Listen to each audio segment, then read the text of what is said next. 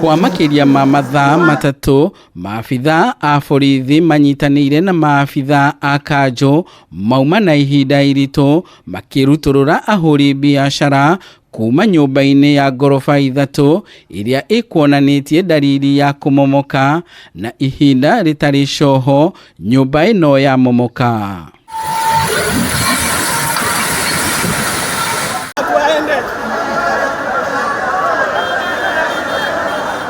Gavana Abdulswamad Nassir na uria wikinyiria itura-ini riri ndagika nini tu thutha wa nyumba ino kumomoka nikirire mukonde ati thirikari ya Mombasa kuhetukira ministry ya waki wa nyumba ni irarutite Mukana kuri mwene nyumba ino mwambiririo-ini wa mweri uyu.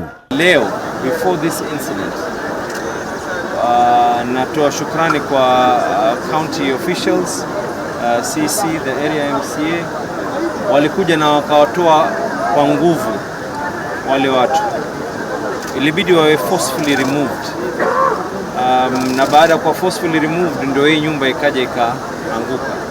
Hii ndio faida ya kuwa watu wanafuata sheria. You enforce people to vacate, you enforce people to vacate. Ingelikuwa watu wamesleki hapa hawakutolewa, leo tungelikuwa tunaja kutoa maiti hapa. Tevu kabla ambapo nyumba hajabomoka ndio watu wote walihama na maduka yote zikafungwa na zikaboroshwa. Na hakuna mtu ambaye amekuwa ama amejereka ama ameterapiwa hapo ndani.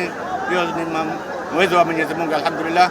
Makiria nao Gavana Abdulswamad niugite makinya ma kiwatho ni megutacukirio ahuri biashara aria mararegeire nyumba-ini ino nginyagia rucini rwa umuthi riria marutururirwo ni maabitha a borithi unyitaniri-ini na maabitha a kanjo ya Mombasa. Watu waliona kwa biashara wanapoteza, ni bora maisha yao na maisha ya wafanyakazi yakae ya nini.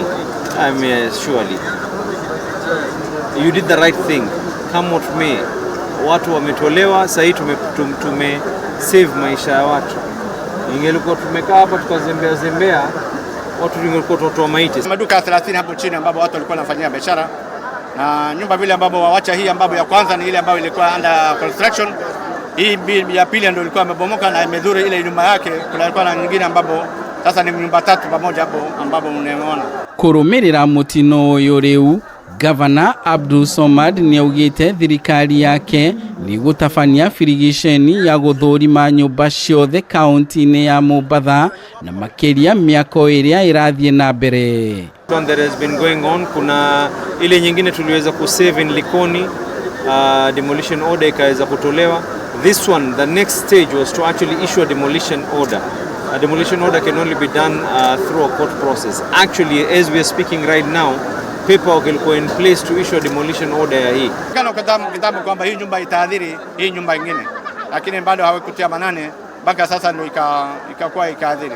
Sasa tulikuwa tunaomba kwamba next time engineers ama wale ambao wanahusika kujenzi wawe waangalifu sana kabisa.